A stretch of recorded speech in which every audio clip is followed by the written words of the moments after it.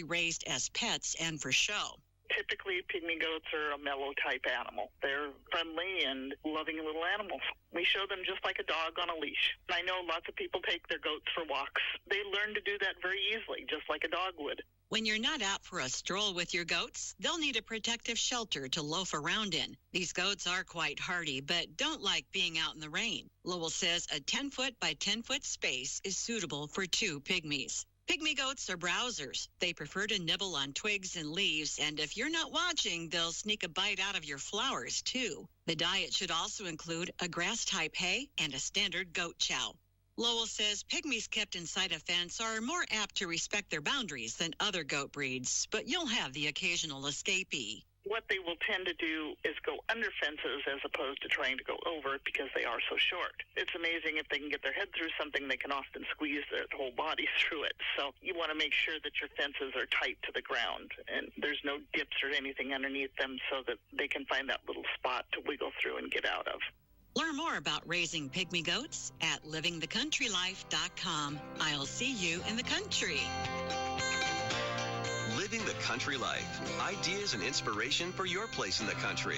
You can find more information on today's topic, share your tips, and post photos by visiting us online at livingthecountrylife.com. Today's Daily Encouragement by William the Encourager, sponsored by Ted Russell Nissan, home of the lifetime warranty on Kingston Pike. Good morning, my brothers and sisters. This is William the Encourager, and good morning to you, and you too. This is a Monday morning, and we want to thank God. You know the drill. Come on, let's pray. Father, we thank you, Lord God, for your many kind and rich blessings. We thank you, Lord God, and blessing our family, our children, our home, Lord, the poor, the sick, the homeless. Lord, just bless us, Lord, that we might be able to bless others. And we'll be so careful to give you all the glory, honor, and praise. In Jesus' name I pray. Amen. Listen, we're going to be talking about John 10:10 this morning. You know, John 10:10 says, "The thief come not but for to steal, to kill, and to destroy." Jesus said, "But I've come that you might have life, and that more abundantly." I was asked some questions. I asked the question, what if you were the enemy, Satan, and you wanted to destroy the spiritual foundation of society and culture? What would you use, and how would you destroy it from a spiritual standpoint? Using the family, children, men, and women.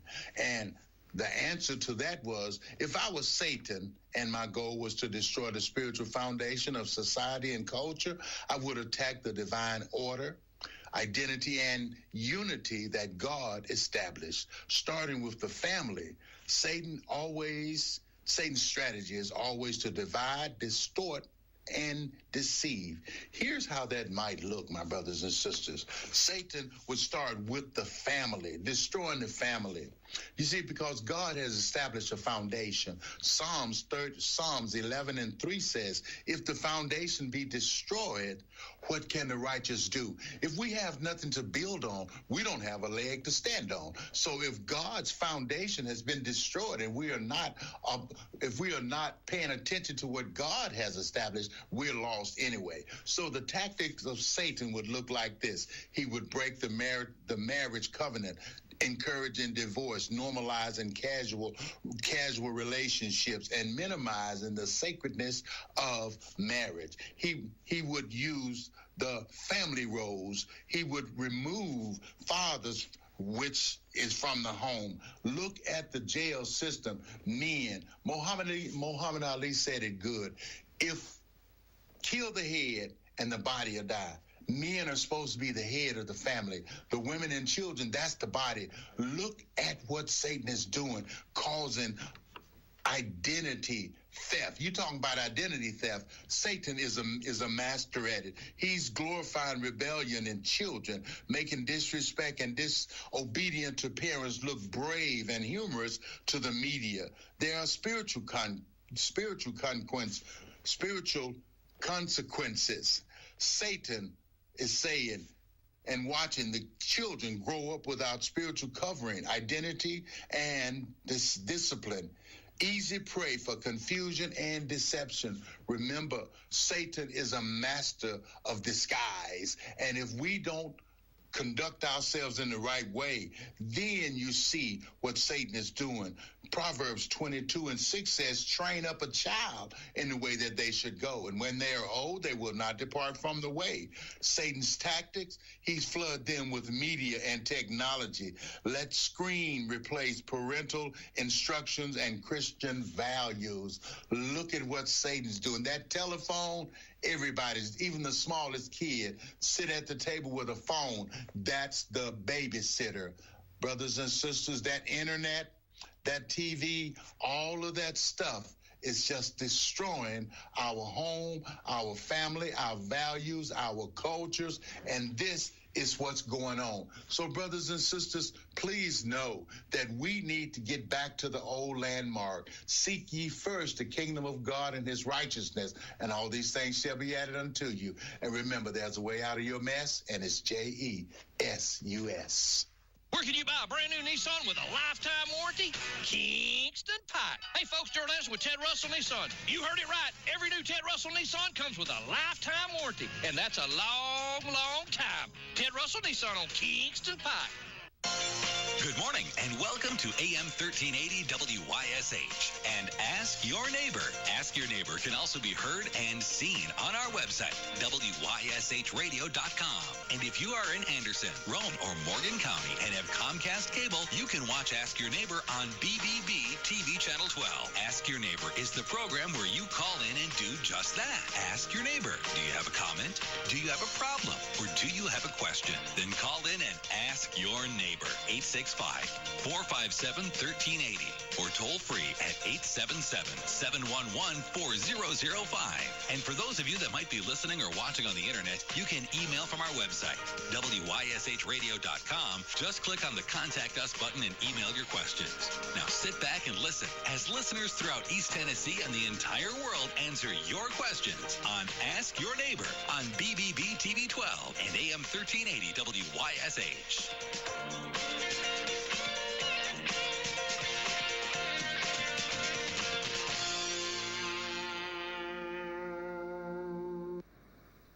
Good morning, everybody. Here we are. It is, well, it's not the third Wednesday, but we're close. Yeah. Right? Close. We're yes. close.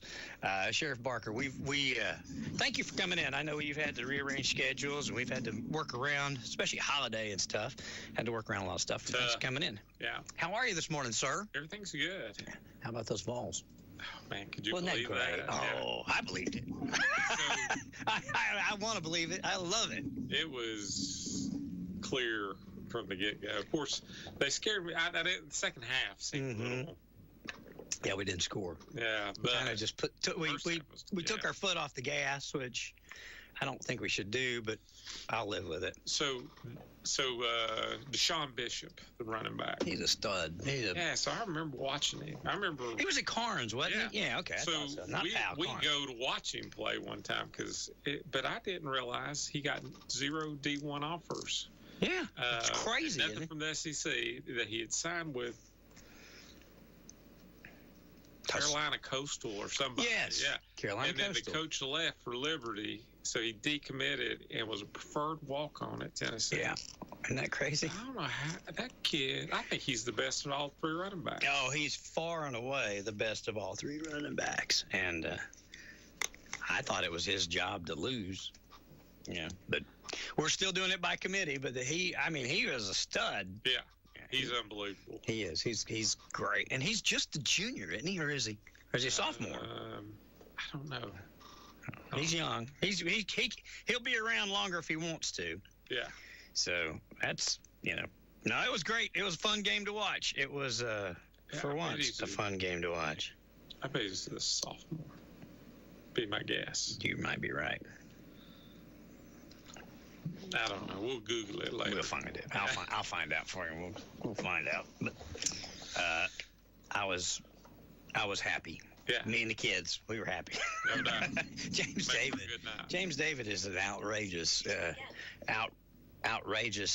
volunteer fan, and he is. You just don't want to watch a ball game with him unless you're prepared. You know what I mean? You need to be fully engaged and fully ready because he is wide open with the top down. But when they end well, that's always good. No doubt. Yeah, so I was happy. So what's going on? What's out there happening here? We're going into the holiday season. I know there's lots of stuff. Yeah, there's tons of things going on. Between the holidays, the election year. Oh, man, I forgot about that. The Sheriff's Association. And just being the sheriff every day, spread thin. A lot happens. You need another job. You need something else to do. So they, the biggest thing right now that from a SO standpoint that we have coming up is December 13th will be shopping with the sheriff. We started those Halloween patches to start raising money. I love those. For that. Thank you for that. And so we'll still do a Christmas patch as well. And we are gearing up for that. And then, of course, everybody needs to be mindful of we do see an increase in burglaries and porch pirates this time of year. Yep. So make sure you guys are aware of that and familiar with your surroundings. Have you seen those folks that they put the boxes on their porch and they've got... I literally just watched that yesterday. I watched that I don't know if it's AI or not, but it's awesome. Oh, no, there's some I've watched that I know are not AI because they've been doing it for a while before AI got easy to do. I think it's awesome. Oh, it's I love it when they get to their car. Yeah, and they get in the car and boom! Yeah. Blue smoke everywhere. Yeah. It's deserving. Oh, it's absolutely deserving. I think it's hilarious. So yeah. I guess it is real because I remember I had some friends that you could pay to send an envelope that when you opened it, it would spit confetti out everywhere. And that couple guys did that. As long as it's just confetti, that's good. But it was a lot to pick up. Glitter, so that you couldn't get it. So you spent today cleaning the office up or wherever you were opening it, and then for 2 months you've got glitter in places you didn't know you had places. Yeah. I get it. Which, on that note, we talked a little bit about before going on the air. How we got glitter all through the house where we start trying to put up Christmas. You're doing Christmas. Yeah. I showed you mine. Mine, we started on the day. Well, we started on Halloween getting it out, and then after Halloween, she began putting it up. Yeah. And so, we're that many days in now. So, yeah, we've got a lot going on. But I say, it's taken us all this time for you to put this up. It's going to be here till spring, taking it down. Yeah. You know what I mean? Oh, yes. It's like a week. It'll take a week to take everything down. But I've just decided I'm not going to sweat the small stuff. You can't. If decorating if over decorating the house is all I got to worry about, I don't have too many problems. That's so right. I'm not going to complain. I've decided, I told the kids, I'm starting to look at things in a 10-year plan. If something going on right now is not going to have a lot of bearing on me 10 years from now, I'm blowing it off. Yeah. You know what I mean? If it's not that important and it's not going to change the trajectory of anybody's life or well-being, then, I'm going to try and disregard it and move along. Absolutely. That's how I'm trying to do things these days. It's not as easy as it sounds, but I'm trying. Outside of that, our work release has increased from 4 to 10. We've had our first person flatten everything. That means they've paid all their... Well, they got released. They don't owe the state any more time. No. And this guy was able to, and I actually just saw him Friday. Okay. So he paid off all of his court costs and fines. That's restitution, anything he owed. Walked out of jail with his driver's license for the first time in forever. Holy cow. And had some money to get him a place. Now, going to jail actually was good for him. Yeah, and the company hired him full time. And then he was showing us his truck. He bought a truck. So it worked. That's a win-win-win. Yeah, absolutely. So we've had 6 more people qualify, 7 technically, because he not graduated, I guess you'd say, but he flattened his time. Yeah. So I rode to take them to work and pick them up in that process. Sure. And man, I'm just really excited about it now. How do they opt in? Do they have to earn it? Yeah, absolutely. So, all right. So, in the correctional setting, right, everybody wants all your state inmates. Well, everybody, not just state inmates, but only state inmates really qualify because they're the only ones sentenced. Okay. Right. Everybody wants what they call a job, right? So the lowest rung job you have is a pod worker. So while everybody else is locked down, you sweep and clean the day room and things like that. Sure. And then inside the facility, we have jobs like laundry, kitchen, things like that, where you get out of your cell to perform some task. They earn like commissary points or something? No, they earn through the state of Tennessee 2-for-1s. Okay. So for every day they have a job, they get a additional day off their sentence. Okay. Okay. And of course, not everybody qualifies to get a job, depending on their crimes, their history, and of course it's behavior based. People get fired all the time in there. Sure. And then the outdoor worker job, washing cars, mowing, road crews. They love that's always. That's the most coveted spot, huh? Used to be. Now everybody wants it in the work release. Oh yeah. So the zoo crew, of course, up there at Little Ponderosa is really popular too, and that was kind of the, groundwork. Yeah, for work release, Little Ponderosa. That's still a pretty coveted job because they love being up there around the animals. Plus, the Cox brothers there, they take care of them. Yeah, they feed them good home cooked meals as opposed to jailhouse food. Gotcha. Yeah, absolutely. And so but the work release now, everybody wants that. So to qualify, you apply. But we want to make sure that you're taking advantage of some of the other programs we have, right? Whether it be anger management, life skills type classes, because you just can't all of a sudden take a plea, and say, "Hey, I'm ready to go work." But that's one of the amazing things, that it's a phenomenon, really, that they'll do whatever when they're incarcerated, but when they're in the free world, they don't work. Yeah. So we're trying to untie those knots a little bit for them, and so far it's been incredibly successful. Well, it seems like it gives everybody incentive to behave. Yeah. So the bigger thing with the work release is that we hope our goal there is, one of the things that we see with recidivism is people get out, owe the courts thousands of dollars, or victims restitution, and even if they've had our programs only, they go out in debt, no driver's license, and go straight back to the environment that produced them. Yeah.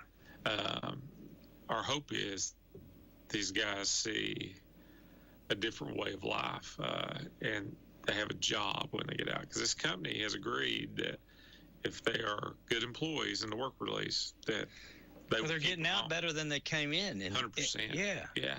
And so that's and you don't have anything hanging over your head, Yeah. And walk out fresh. And so it's going to be really interesting tracking recidivism. Do other jails do this? Yeah, there's a few. Okay. Yeah, there's a few across the state that do it. Why wouldn't more? Is it just an extra burden on it's personnel? a lot. It's a lot to get there. It's not so much a burden on personnel. I mean, we started really small intentionally. And as we met with potential partners who would employ these folks, because it's been hard finding somebody to employ. Well, lots of times what we ran into was first, second, third shift, and that kind of complicates it, you know. And then the whole logistics of their money, you know, of setting it up accounts for them, and even though we take them and they meet with Rex's office and get put on a payment plan, right? Yeah. We still have to oversee that. Yeah. Because you administer. We clearly don't give them a checkbook. Sure. You know, and so there's a lot of logistics of it all.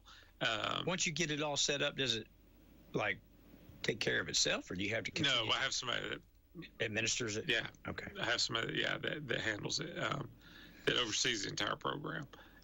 Now the cool part is this: this company that we partnered with, they build doors, basically, right? Okay. But their schedule is unlike anything ever. It's 6 to like 2:30, Monday through Friday.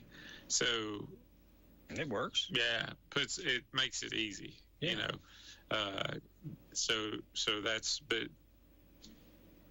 that made that an ideal partner. But it's hard work over there, you know. I bet.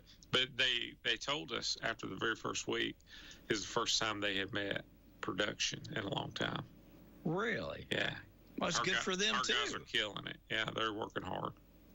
And, of course, the first 4, and I meet with everybody that gets put in the program. I personally meet with them and tell them, don't blow this. Yeah. don't you embarrass us. Yeah. Because if this happens, you know, it's not if we shut this down, we'll name it after you. We'll come up with a rule and name it after you. So, like case law, you know? Yeah. So the Bobby shutdown. Yeah. So Garcia pay is something canines get for caring for the dog. Yeah. Right. And they always call it Garcia pay, and I never understood that. They said, "Well, what do you make?" You know, we've been talking to a canine officer. I make the same as you, but I get $3,500 Garcia pay. Mm-hmm. What's Garcia pay? Oh, that's where I have to groom the dog, feed the dog, tend to it. And we were like, I wonder why they call it Garcia pay. Then somebody says, probably some dude named Garcia sued. Probably. And that's what it's called. He got paid, so it became Garcia pay. There you go. Yeah. So, and there's probably some truth to that. Yeah, probably. But it keeps them on the straight and narrow. So far, yeah. That's good. And so we just had 4 graduate with their GED through our programs, and we had a little ceremony recognizing that milestone for them. And it's no big deal. We just programs Lucretia Logan, our programs director. She gets up there and talks about what they've accomplished, what they've done, and she had an incredible statistic that I'm wanting to dig more into. In the last 2 years, anyone who has come through and got their GED, we've not seen them back. Oh, wow. And I thought, there might be a good little story there. I mean, well, yeah, because interesting. Yeah, I mean, yeah, repeat offenders is a big deal. Yeah, I mean, it's the same people all the time. So if you went 2 years, I mean, you have people come in one-off, you know, on DUI or something, sure, or a simple assault or something, some misdemeanor crimes. Sure. You know? Yeah. But yeah, we've had, and again, these are state. Well, they've had to be there for a little while to get their GED. Yes. So these are people that didn't just one off and go in and spend the night and go back to life. Exactly. So that's pretty interesting. That's good. And I'd like to look into that a little more to see what else we're tracking. And programs all over it, though. You know, they're trying to make sure what we're doing is. Do other facilities and stuff do the same thing with the GED? Is that a state program? Is it a local program? Is it something? Yeah. You out of? I would say every jail has some sort of programs, but it's from various degrees. Okay. Ours is high functioning in a sense, and part of that is because of Tier 2. Now, a lot of that stuff we were doing already. Yeah. We just added what we needed and crossed T's and dotted I's, so to speak. Okay. But yeah, it's man, if we can keep these folks out and keep them on straight and narrow, it would be best for everybody. Well, yeah, absolutely. Yeah. I mean, walk in with whatever problems you've got and walk out with a degree and a job and a flat. Yeah, you get your GED. You know, we talked about it. These people don't move. Mm-hmm. They stay. You know, you know what I'm saying? Yeah, they're not going to North Carolina or something. They're still our neighbors, and they're still coming out, in society. So, look, I can't go Walmart without running into one. Seriously. I believe it. Because we've got, we hold 463 beds, and that's a lot of friends. Yeah, I see them all the time. You got a fan club, right? Yeah. Yeah. Well, that's good though. It's all good news, and it's got to be, the more popular it becomes, it seems like not easier, but it seems like the more incentive that they'll have to behave, get out. Yeah. Outside of that, that's all the good things. The downside that we're experiencing on the correction side is our staffing levels they've never been better. That's good. On the correction side, we're seeing on the operations side we're having some attrition there because everybody is just TBI, THP, Knox County, they're just paying a lot, and so we're struggling to keep people. Not necessarily keep people, but it's enticing for some of these guys. Sure. And they started the state 65, 70. Oh yeah, every bit. Yeah, you'll top out with THP and TBI, somewhere in the 90s. Yeah, relatively quick. Knox County's paying significantly more right now to combat their shortage. Sure. And they're poaching them from everywhere, right? Yeah. So it's just the way it goes. People leave for more money, or take a chance on it. Sure. But down at the jail, also one of the things that we're getting our arms wrapped around is, we're seeing an influx. It's always been this way, but it just seems like we've got more than normal mental health patients. Issues. They're committing crimes, but it's primarily driven by mental health more than anything. Mental health brought on by drug abuse, or drug abuse brought on by mental health? And you don't know. So I've seen it both ways, right? Yeah. Lots of people self-medicate with drugs and alcohol, right? Uh-huh. And we talked about the one guy that broke into Scarborough's house, right? Yeah. He it's believed that he was smoking some synthetic marijuana, and there was a mental health issue just under the surface, and it kind of brought it to the top. Yeah. So you really don't know, but it's a lot for us to manage. I bet. In a correctional setting, because they just, there's no amount of rationale that'll get them there. Well, and you guys aren't really trained to be therapists. Not therapists.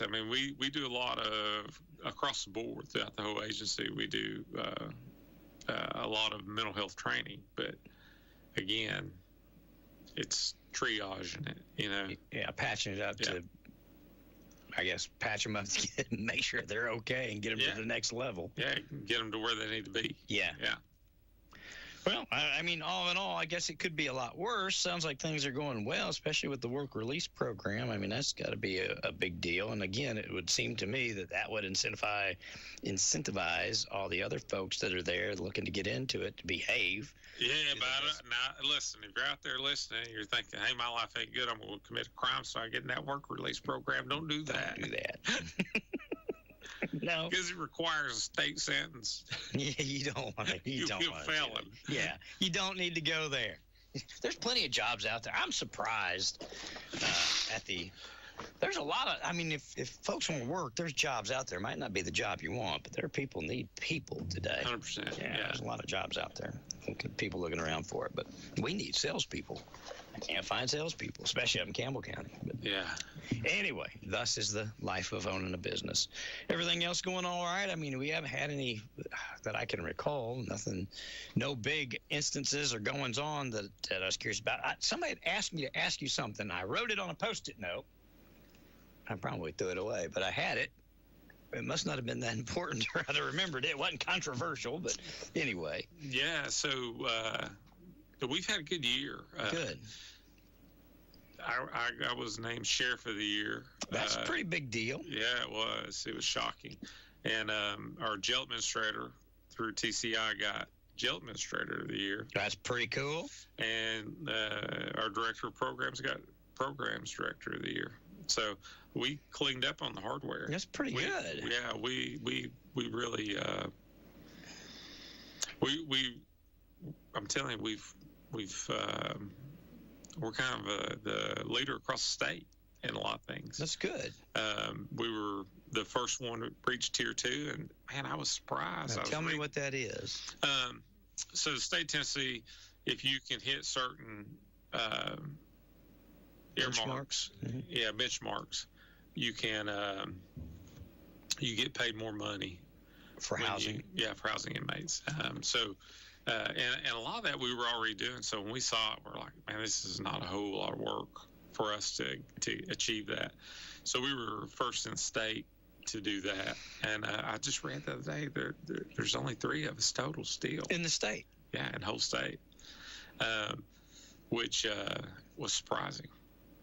Because it's us, Blunt, and Sevier in Southeast Tennessee. What are they requiring of you guys to get to that level? Part of it's your programs. Part of it is your policies and procedures, where you in your jail inspections. Mm-hmm. One of the things that we've been super fortunate about is I've talked to a few sheriffs across the state who've had to build new jails, and we've not needed that. When our population exceeds, we've always had what we call Unit 1 that was built a long time ago. Yeah. That sometimes it's used for training, sometimes it houses inmates, but as we need it, we shut it down as needed.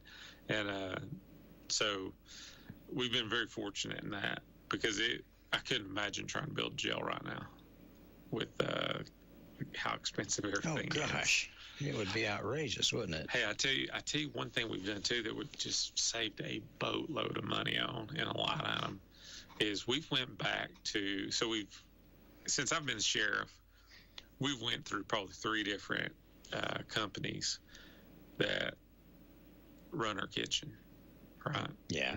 And the cost is always an issue, and it's cheap compared to normal. Yeah, out here in the real world. But quality's terrible, lots of complaints, and of course we don't really care if you don't like the food. Yeah. I mean, if you don't like we don't like the food, stay out of jail. Yeah, I mean, that's so, but we have actually improved it to the point that you got people checking in for food. No. So one thing that Zach, my jail administrator, did was he got to looking back at cost that we spend on these companies. So we've taken it back over. In the house. So we have a pair of ladies that run the kitchen now, right? And we piggyback off of a kitchen company to order our food, but they're actually adding salt to things, I mean, so the food quality it's just got better, and we're saving a boatload of money by not being in these contracts, because we're not having to worry about their personnel. Inmates cook it, and our 2 kitchen and it's working out. Managers, yeah. So far so cool. Good, yeah. That's pretty cool. It actually smells like good food sometimes. Going to jail smells good. I mean, you go back to the kitchen, and I would. It's cooking. Of course, it's older ladies who are in the I guess the second career. Both of them had restaurant experience. Yeah. So so like it's fun watching them run such a tight ship. That's pretty cool. That's good. Saves money, and you said the inmates cook it. So what? They get to go out and work in that area. Yeah, they get to earn 2-for-1s in there. The balance between punishment and rehabilitation is delicate. Yeah, and that's a relatively new thing in incarceration, isn't it? Because we didn't used to necessarily be that way. Yeah. So that's one of the things that the pendulum kind of swings back and forth between that, right? And you have to. We err on the side of caution, in the sense of we're not going to. You're going to show us something before we're going to allow you jobs. If you have a lot of behavioral problems, and we're just not interested, we don't need that kind of. No, we don't. And like I said, they fire people left and right on those pod jobs and stuff. One thing we need to do is catch you spend too much time in the window talking to another inmate when you're supposed to be mopping. And then the opportunity falls to somebody else. Yeah, absolutely. Okay. Yeah, I mean, it keeps them honest, keeps them wanting to, do better, gets them in and out better, keeps you guys safer, happier, I guess. Yeah. As long as they're not creating problems. But outside of that, that's it. I mean, knock on wood. We had a burglary the other day. We posted that one on social media. The animal control doesn't fall to your purview, kind of, does it? No, that's under the mayor. They are bonded through us so that they can carry firearms and issue citations, but they're not sheriff's office employees. Okay. But we had a burglary the other day, and the guy came in and did his thing, evidently scared the homeowner's dog. Homeowner came home, realized he'd been burglarized, and his dog was freaked way out, He calls us, and Bolo, one of our canines, arrived, and they said, just send him on a trail to see what he come up with. Man, he finds the guy in the woods. Shut up! Yeah, Bolo finds him. And he had good luck scaring the last dog, so he tried to scare Bolo. It didn't work. Nah. No. Bolo's not afraid. Yeah, Bolo. He knows what's up. Bolo, a boy or girl? Boy. Okay. Bolo knows how to handle those. So Bolo did his thing, and we got him cleaned up and taken to jail. You may not be so brave at scaring dogs anymore, huh? Bolo's something else. It's a big fur coat. You don't want to wrestle with him, huh? Yeah, Bolo. I love Don't it. scare easy. Malawon is a Belgian Malawon? Yeah, I think so. Primarily that's primarily what we use, but we've had a few in between. Shepherd. So, Corporal Preston, or one of our canine handlers, he does some volunteer work at the shelter, and he likes to, when they've got a dog that's hard to place because of bad behavior, he comes in and works with them. He can handle them. Yeah, he's a really good trainer. Really? Yeah, very good trainer. It's one of his side hustles. Yeah. But he volunteers down there. Gosh, I can't remember that dog. So after my dog passed, his first one he took in was this German Shepherd mix, and that just not, it wasn't a biter or nothing. It's just generally unruly. It just didn't want to do what you wanted him to do. Its name, it jumped on people, cars. It didn't care. He's a dog. He's just a big goofball. Yeah. And sounds like my kind of dog. And then he, when James got done with him, man, he was. He called me and said, "You need this dog." I go, "I ain't ready," but it made all the difference. I wish I could remember that dog's name. I want to say it was Champ or something, but yeah. So that's a really cool thing. And of course, how many dogs do we have now? We have 3 at the moment. Yeah. Normally we run 4, but we've had 3 for a while. That's another really expensive venture for us. Those dogs are $10,000-$12,000. When we buy them. With or without? Is that not including training? That's basics, And then you have to go from there. Yeah, and then and honestly, my experience has been, of course, I've never been canine. I'm not a dog guy in that sense. I work a dog. I don't understand that world a whole lot. Sometimes there's the trainer can mess a dog up. So it's a delicate thing. I'll say that. The trainer misinterprets what the dog's telling him in the sense of why he's not performing his task. Yeah. Because the trainer. So you got to be a dog whisperer or something. The trainer may not be very good, or the dog handler, not the trainer. Yeah. The dog handler may not be very good. He may not be suited for canine work. So to become a handler with us, it's a tough process. Really? Everybody wants to have. Oh yeah, I would love to have a dog as a partner. Yeah, but your skill set may not, lend you to that. I'd say like they take a lot of attention. I had 2 hybrid wolves in my life. Wolves. The last one was a wolf, and they require. Again, I'm not saying they're like police dogs, but they require almost 100% of the time attention. They don't like to be alone. They don't like, you know what I mean? So I could imagine how intensive it would be if you've got a dog as a partner. Literally, you can't really treat them like a dog. You almost got to treat them like a person. We probably need to bring one of these guys up here. I'd love that. And let them talk. We had what's his name with the city? Trained him forever. Pablo Suarez. Mr. Suarez. Yeah, Suarez came up one year. You remember they went to New York right after or right around. I can't remember when it was, but went up there and participated in the Canine Olympics. They brought me a medal back. It's been a long time ago. Yeah. It's been a long time ago. That's a pretty neat thing too, in the sense that you have. I know we look for dogs that have a very strong drive. Right, because when I watched, we got the Max was a lab that we rescued. Yeah, a black lab. I mean, looked like a D1 athlete. He was phenomenally built. Athletic dog.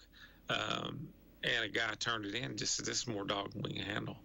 Turned it into a shelter in Knoxville. So just a normal everyday guy. Yeah, he paid a lot of money for this dog, but he just couldn't handle it because Max needed to be on exercise, running and going and playing. Yeah, he needed to be. This guy was evidently looking for a dog to come home to and pet and go to work. This guy was climbing the fence, eating holes in the wall. Been there, done that. Yeah. So we send one of our trainers over. We get wind of him. Somebody reached out to us and said, "Hey, I don't know if you guys are looking for anything, but this might be a good working dog." So we go over there and we test him, right? And we did a pretty long process.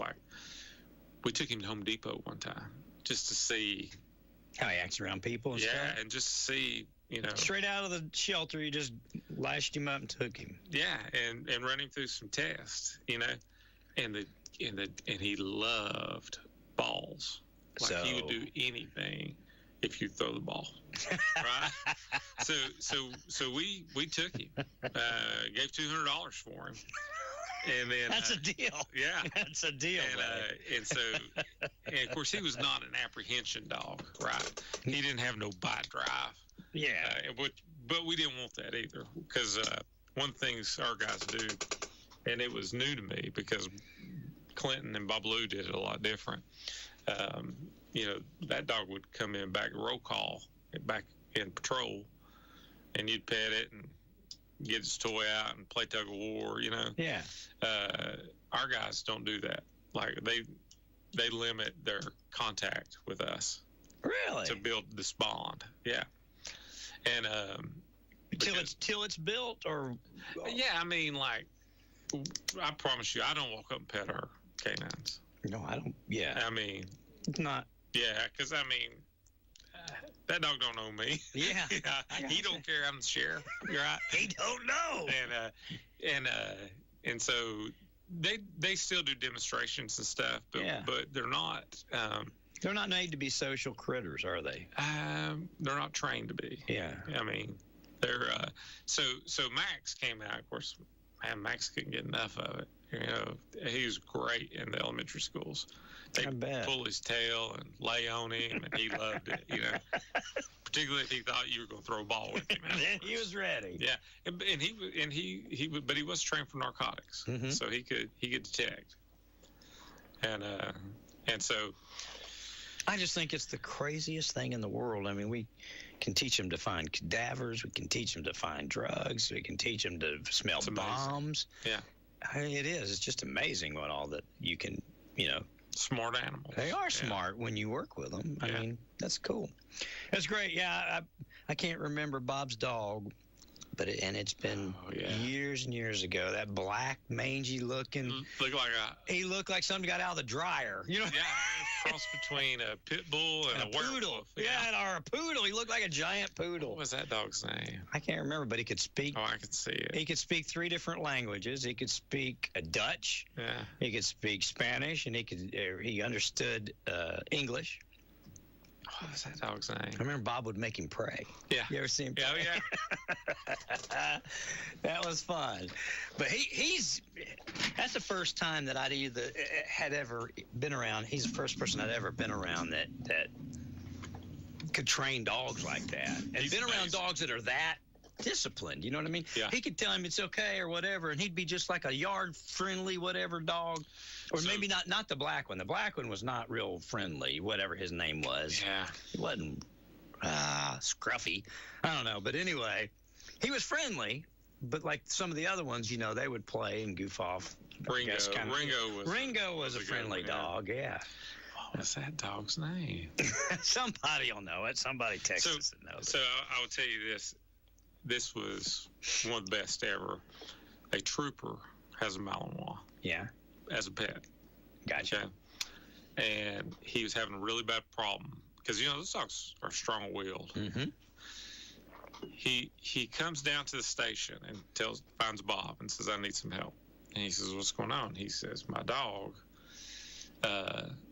Every time we open the front door, he bolts, and he won't come back till he's ready." No matter what you do. But now in the house, he's very. He minds, he behaves, The only problem we got is when you open that storm door, he's gone and he will run you over to get out of it because he's wanting to get out there and run roads. And Bob says, "Yeah, no problem. Bring him down. I can fix that in 10 minutes." And everybody's like, "No way." So the trooper shows up with this dog. And I'm telling you, in 10 minutes, the trooper went into patrol and sat with us. Bob took the dog in another part of the building. Bob come back and he says, "Your dog's ready." Okay. Shut up. I swear to you. Really? Swear to you. So we watch Bob walk into this room. He opens the door and the dog just sits there and doesn't come through the threshold till he's invited.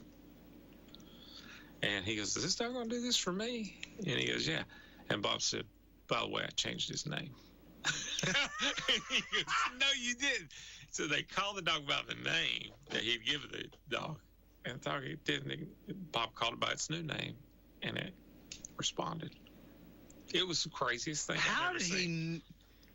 Did he ever say, "Hey, you changed your name so that"? No, I mean Bob wasn't gonna let his secrets just do it. Yeah, I mean, he was just. He's like a magician. I can't show you how I do it, or it's not magic anymore. Yeah. So, that's crazy. Yeah, that was really funny because he didn't like the new name. I remember that. The trooper said, "I don't like that name. It's too bad." That's it. That's what me and the dog agreed on. Well, there you go. Some people have a talent, and he does. And Bob does. That's cool, though. Yeah. And I think that's an integral part of you guys' force. It is. So, like on the burglary. Do we still have the demonstrations? You used to at Anderson County High School. They'd set up all the things. Still do. Yeah, we still do. So like the burglary I referenced with Bolo. I mean, we would never found that guy in the woods. No. Probably wouldn't even went and looked. Put a Bolo out for him and looked. We wouldn't have known. Did he go in the woods? Yeah. Nobody saw what direction he went. But Bolo got there and said, "Hey, I smell this guy." That's so cool. And goes. I mean, it's really amazing. Yeah, my dogs would be the dog that's scared to death. There ain't nothing they're gonna do. If Emma's there, Emma might scare them with the bark, but if they challenge her, she'd be like, "Never mind, you can have it. You can take the TV, whatever you want. I'm good." Yeah. So that's good. I mean, so all's good. We're getting ready for Shop with the Sheriff. Have you guys already got that set up? Yeah, December 13th. We're right now signing up our kids. We rely heavily on our SROs to tell us who's in need, and we also double check to make sure they're not in another program. You know. Double dipping, so to speak, because there's a lot of need out there. Absolutely. And so we've kicked that off, and it's blowing and going, and we're getting ready for it. How many kids you going to serve this year, you think? You know what? I don't know. I haven't. It really depends on fundraising, right? Gotcha. But at the end of the day, very rarely do we turn anybody away. Sure. I mean, if you get turned away, it's because you probably signed up somewhere else too. Yes, you're getting services. Because and I know I've talked about this too, but it's a lot of fun to get all of our people together at TJ Maxx and get together. Kids come it's a good time. You grab a kid. And TJ Maxx has drinks and desserts and stuff out for the kids. And then they go shopping basically. Yeah. And you've got a couple of our deputies that it's hysterical because. They can't say no. They ain't keeping up with nothing. And when they check out, they're like, "Okay, you're $100 short, no problem." So some kids get super lucky. Yeah, right. Depending on the officer. Depending on who they catch. That's cool. And it's really neat in the sense that we see some really good kids, that are buying for their parents or buying for their siblings, not just themselves. Yeah, that's I mean, it's just sweet. It really is. Yeah, see them do that. That's cool. It's both good and bad. Yeah, you know what I mean. Sweet and sour, if you will. Yes, absolutely. Still, that's a great idea. I'm glad you guys do it, and I'm sure a lot of people benefit from it. No news is good news, I guess. I have no idea what I was supposed to ask you. I wrote it down, I put it on a sticky note, and I probably threw it away this morning. I don't know, but I don't know what to do with it. If it was too important, the phones would be blowing up. So it's not that important. It was just something I was going to ask you. But anything else you want folks to know we got going on? I mean, no, just we tell them the normal stuff. Don't leave your packages out. Yeah, blah, blah, blah. Lock your doors and just try not to have your all your stuff spread out. Where somebody can peer through the window and get a good idea of what it is. That new TV. And of course, when you're shopping, try not to have bags and purses or shopping bags in the back seat and leave them unattended long periods of time. Put them in the trunk.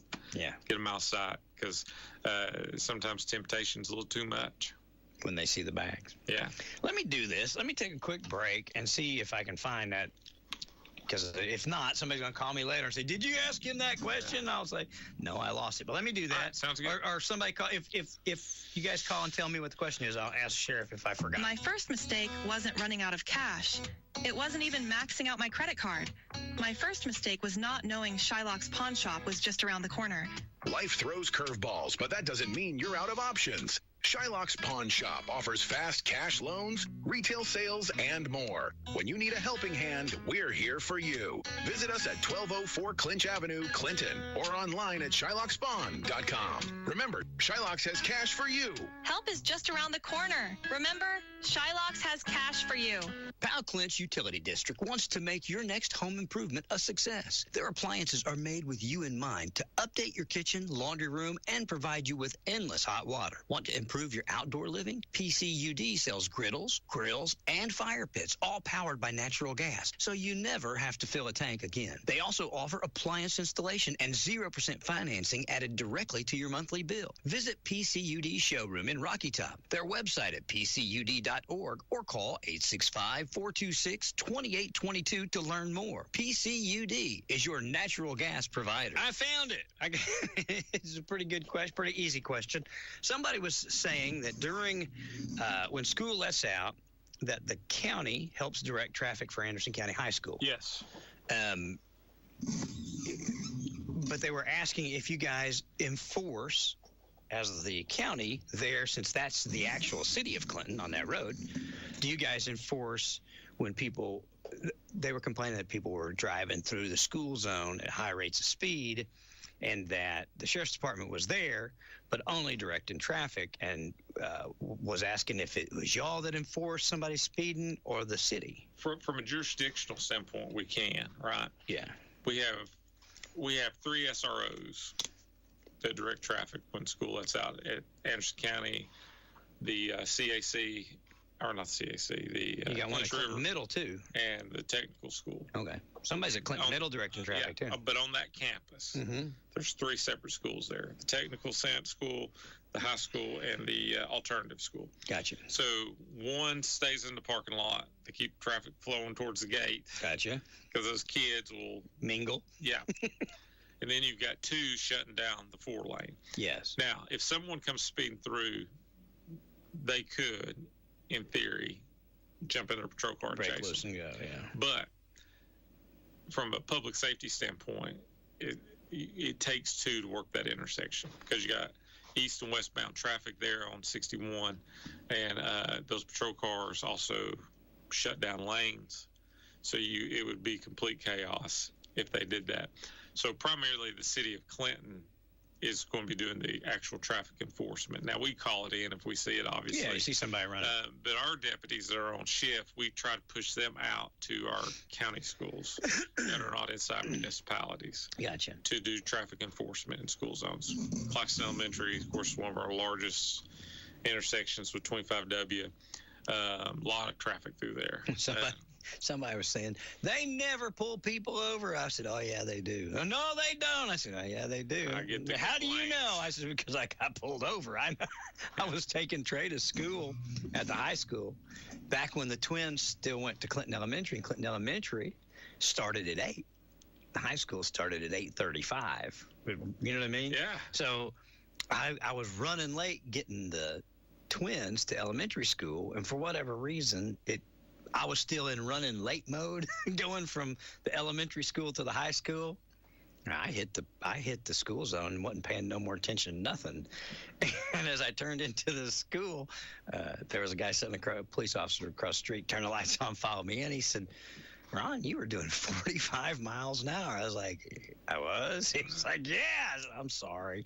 I said, I just was running late. He said, school don't start for 30 minutes because it was county. Yeah. I said, Anyway, he gave me a warning and let me go. I said, but no, they watch it. At least at Clinton High School, you guys do. So didn't give me a ticket, just a warning. Yeah, so that's, I know we've talked about this. So on my best days, we've got 8 patrolmen working, 8 deputies, right? Yeah. But we got, 17 schools. Yeah. I mean, it's just can't do tough. It. Yeah. And but we do have SROs in every school, so that has always been a question that we get is, why aren't your SROs out there enforcing school zone traffic? That's not their purpose. They're more to secure the building. Yeah. Right. 2 different jobs. Gotcha. School resource officer and traffic enforcement are 2 different things. Now, yeah, they could, but let there be a problem inside the school. Let them leave the school to go to the road and something happen at the school. Yeah, it gets tied up on and we see them. I mean, not very often, but you can have somebody at 8 in the morning drunk, or be somebody's got a warrant out of another state. Yeah. You get tied up on something, and then there's a problem at school. And you're tied up. Yeah, and all of a sudden, I'm answering a lot of questions. Yeah, so best to stay in your lane, keep the Yeah, I mean, that's the purpose of it. SROs are there to secure the building, secure the kids once they get on the physical property. Yeah. And one of the things that we do is we do call THP, and particularly on 25W there, Clinch Avenue, Claxton area. Mm-hmm. And everybody straightens up when black and tan hit town because they ride everybody. Yeah. Yeah. So you see them out giving tickets a lot. Yeah. So that's their primary function. So, do you ever call and just say, "Hey, will you guys come down here and sit for a little while?" You do? Okay. Yeah. Particularly the beginning of school years, we like to get them in there because everybody's accustomed to school. Teach everybody to slow down. Yeah. And then if we're getting a lot of complaints, we'll ask them to come in and help us. Yeah. So if somebody's speeding through the school zone, and we're talking about Anderson County High School mostly, that you guys would, if it's egregious enough, you radio it into city. Yeah, but you got to understand too, the city is in the same boat we are. Well, sure, they've got the city schools. They've got a couple of city schools here. Yeah, and I don't know how many they're running on a shift now, but it was 4 back in the day. And we've got Clinton, North schools. Clinton, South Clinton. Yeah, we got and then you got Clinton High School, Anderson County High School that are all inside the city. Yeah. The middle school, Yeah. So, I mean, it's math, not magic. It's hard to do. Yeah. Yeah. So you try to. Do you guys float? I mean, do you have people that'll be at the middle school one day and high school, or as far as just? Again, if it's inside a municipality, we're not doing traffic enforcement. Gotcha. We're worried about our more rural county or more rural areas, that Dutch Valley, for example. Gotcha. That doesn't have a municipality that patrols as well. So that's where we put our primary focus. Now, as far as which school zones we hit, that's kind of up to the shift sergeant. And because we're still, even though we're looking for traffic enforcement, we're still responding to calls for service. Yeah. Crashes. Sure. Domestics, Still doing business. Unruly juveniles that ain't going to school. Well, again, it's one of those things that you can't be everywhere all the time.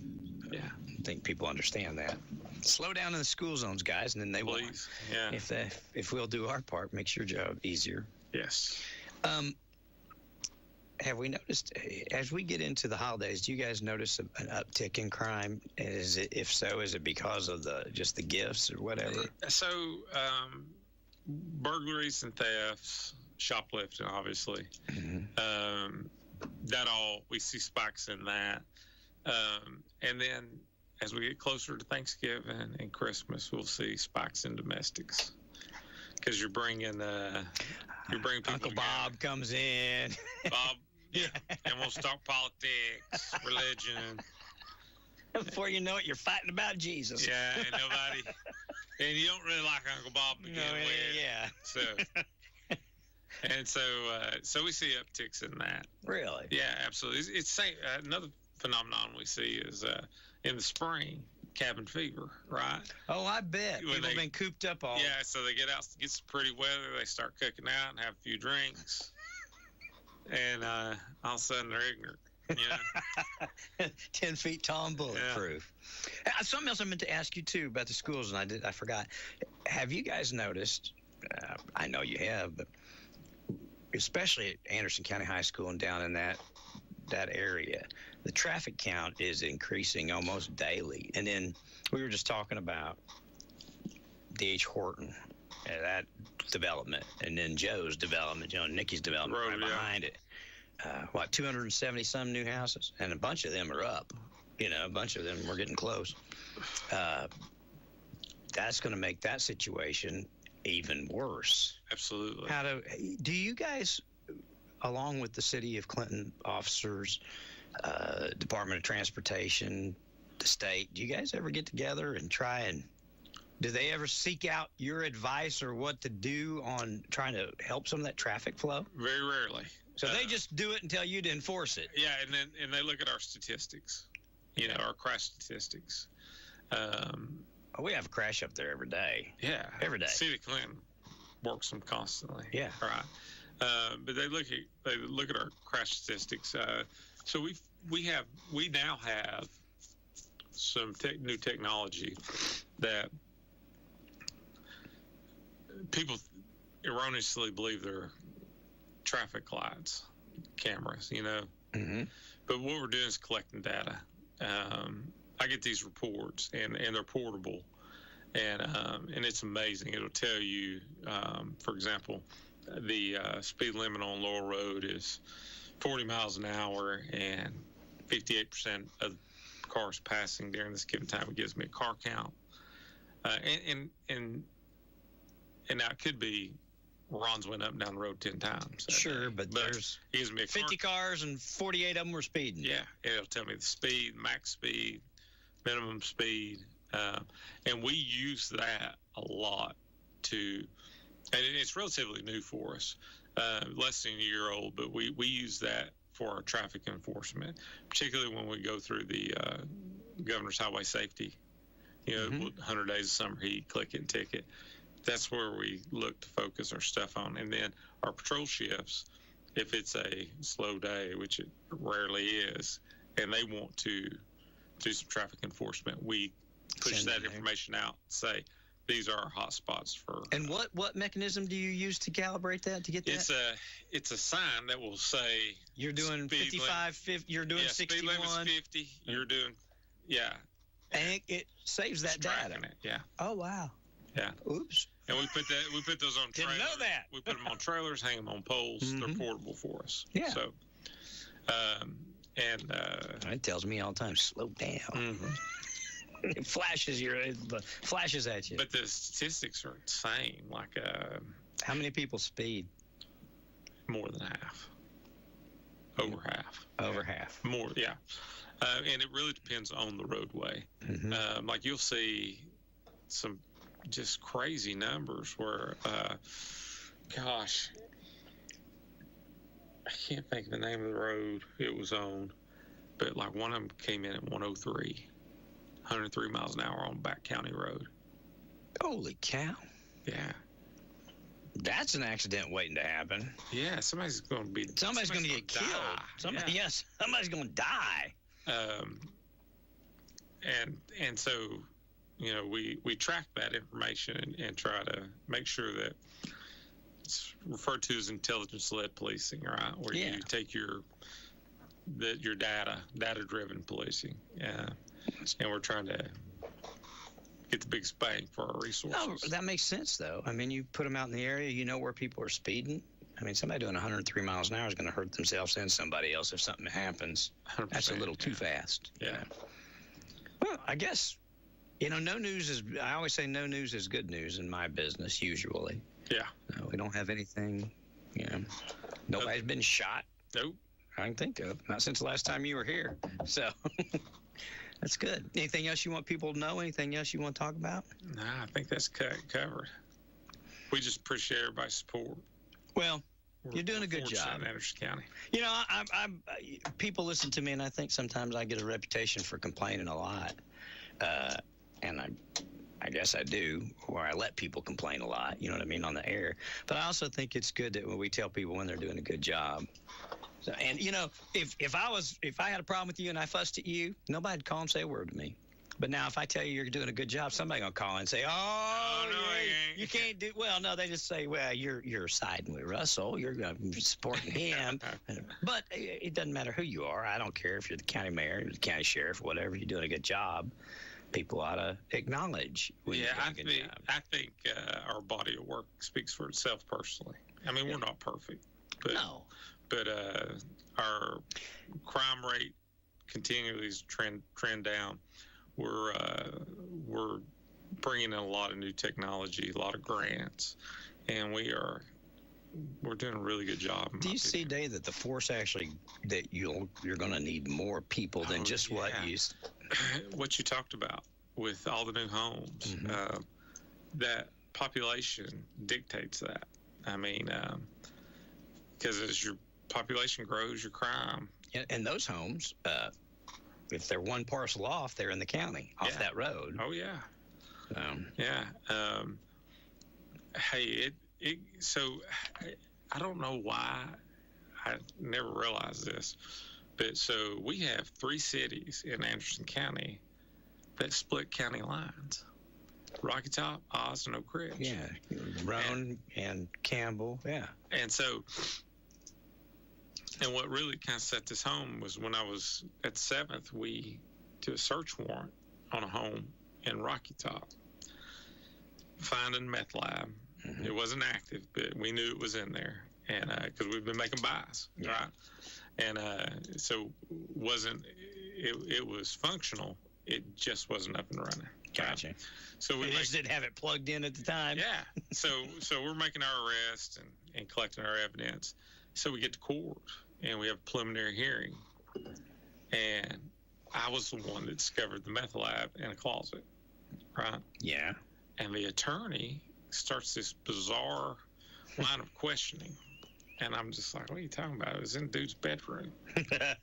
But the bedroom was in Campbell County, wasn't it? House sat on the county line. Uh-huh. And the bedroom was in Anderson. But had it been in Campbell, my search warrant didn't cover that bedroom. Really? We didn't know that. We didn't know. I mean, we didn't think of that. Well, who thinks that there's a yard or a house splitting a county line? Yeah. So I'm just like, you know, Oliver Springs, you get up in Roan, Morgan, and Anderson. Yeah, a little bit of all of them. Yeah. So, but the good news is you could do a 3-county chase and never leave the city limit. I guess you could. How do you handle stuff like that, though? If you'd got over there and realized that you just, would have called if it had been Campbell, you just call a Campbell County deputy in? We'd have to write a new search warrant and go find a Campbell County judge.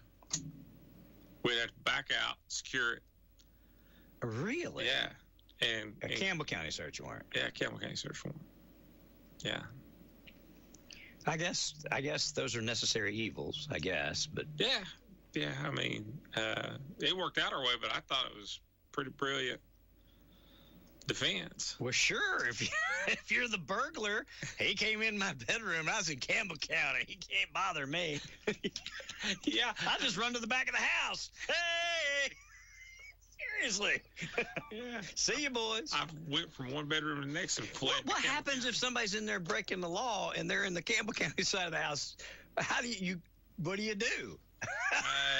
Chase them to the Anderson County side?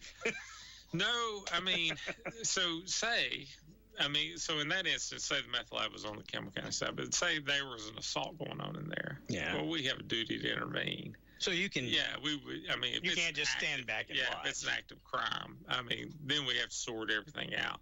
But this was this search warrant. We were collecting evidence, right? Yeah. So, I would imagine. So same scenario, except we hear somebody in there beating somebody with a bat. So in that scenario, you just lock it. But we probably need to leave the bat laying there until we get a search warrant. Get everything done. I would think. Yeah. But who knows? See, it's just those little intricacies of law enforcement and stuff that people like me don't ever think about that. Man, I never thought about it. I was going to say. The county line we were that day. Yeah, you're in there doing your business. It was on my birthday, too. I remember that. Really? Yeah. Well, luckily you were on the Anderson County side and all but worked out. We're talking about the house, and they pulled this map, and I'm like, what? Is that something that you guys are aware of when you're, I don't guess when you're dispatched on a call, they go, is that county? They don't probably ask that, do they? No, dispatch can pretty much tell us. You know. They know how. Yeah, they know where the lines are. And, of course, that was a while back. Sure. So technology's really changed. Yeah. Geofencing and all that stuff. I mean, like there's a...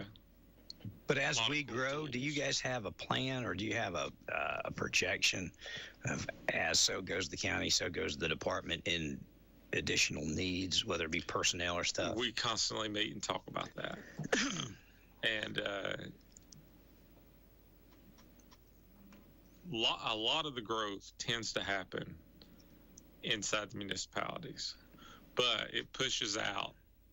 Andersonville's I was getting ready to say really the lake. Yeah, Andersonville, the lake, Norris. And so, yeah, we're constantly looking at our population versus, what we're serving. Right? Do you guys ever do a calculation of, for instance, we can drive to Andersonville. I mean, you can go and find about at least 2 farms that used to be farms, and probably brought in $2,000 a year in property taxes, and now they're 300 houses, bringing in about, $400,000 or $500,000 property taxes. Do you ever look at that and do like an economic assessment? In other words, if they've added 14 new houses, $1 million each, $14 million, the tax rate here, they're going to be collecting a couple $100,000 without blinking an eye. $700,000. I don't care. I'm trying to figure out penny on the dollar, trying to figure out the tax rate in my head versus that, but I can't. But a lot of money. Yeah. Do you guys ever go and say, hey, you guys have added 200 new residents for us to police, and you're collecting $500,000 more a year? By law, you're going to get it whether or not we hire another person or not. Can we hire some more people to take care of this? No, we've not used that approach. We follow the population because we know, because like one of the things that only thing you have to do, and you know this, only thing you have to do is be at the intersection of Clinch and Main at 4:30, 5 o'clock. And you're backed up to Holly Gamble on one side. Yeah. And so at one time, they talked about, and this was years and years ago, they talked about the city of Clinton had 10,000 residents, but during business hours, it swells to 30, you know? And I remember that being a conversation at the city of Clinton. And it's because of all the people that come into. Go through. Yeah.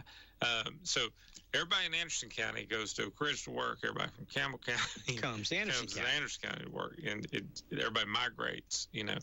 And I'm talking about like hardcore, you're going to be there for the rest, you know. Right. This is now a place you're going to have to patrol because it's a neighborhood that used to have cows, now it has people. No, we don't look at a new subdivision with 100 homes and say, okay, but it's probably wise to take a look at that. Well, and the only reason I say that is because I remember as back in Wimp's day, Steve Jones' day, even back going further than that, when Clinton strip annexed up toward that, and there was a lot at the time from Rick and some of the police officers saying, you guys are adding a lot of stuff for us to lord over, you know? We're going to need some more people, most likely. So it just would seem the same would apply to you guys because the county's growing. Absolutely. And, you know, I don't know what we're at, 88, 89,000 where we were, so I don't know where we're at. If we're not pushing 90, we're probably close, 80 or 90,000 people.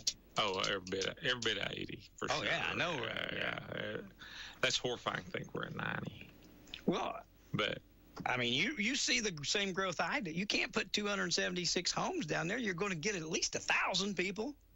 Yeah. You know what I mean? Close. Yeah. 2 or 3 people, I'd say 3 people ahead, you're looking at almost 1,000. That's a lot, you know. That's a lot of people to keep out of jail, Russell. Yeah. Or put in jail for that matter. Better get more bunk beds. You're going to have 3-tier bunk beds to do that. I appreciate you coming in. I don't have any other questions for you unless you got something else you want. Appreciate your time. All right, we'll do it. I'm glad we got it worked out. Yeah, I'm glad. Thank you for coming in. I'm glad you were able to work out your schedule. If we do it, we're supposed to do it on the 17th. So you just let me know. Okay. We get into holidays. I know how that works. Yeah. All right, Ron. Thank you so much. Thanks, Sheriff. Have a good day, Russell. Bye-bye. All right, guys, we'll wrap things up. It's time for Hammer's biggest sale of the year, the huge after Thanksgiving sale. It starts Friday, 7:30 a.m. Register Friday morning for 5 $100 Hammer's gift cards to be given away every 2 hours starting at 8 a.m. We'll also be giving away Hammer's Dry Goods t-shirts with a purchase of over $10 on Friday and a free Hammer's Dry Good blanket with a purchase of over $100. Supply is limited on the blanket, so you need to get there early to get one. Ladies' boutique clothing will be 30% off the marked price for Friday and Saturday. Ladies' shoes will be 20% off regularly priced styles. Hammers has purchased a warehouse buyout on fleece by Vineyard Vines, LL Bean, Eddie Bauer, Gap, Tommy Bahama, Columbia, and other famous brands for men and women. Also, check out the lowest prices ever on Simply Southern, Columbia, Ariat, Cabela's, and Wrangler. Please visit Hammers Facebook and Instagram for additional Black Friday specials and hurry to Hammers Friday from 7:30 to 6 p.m. After Friday, Hammers will be open 9 to 6 Monday through Saturday and Sundays 1 to 5 to help you meet all of your shopping needs.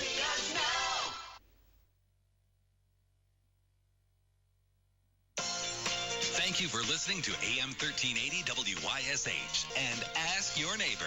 Make sure you tune in at 10 a.m. each day, Monday through Friday, right here on AM 1380 WYSH and BBB TV 12. Or listen live online at WYSHradio.com. And remember, if you have a question, comment, or problem, call in tomorrow and ask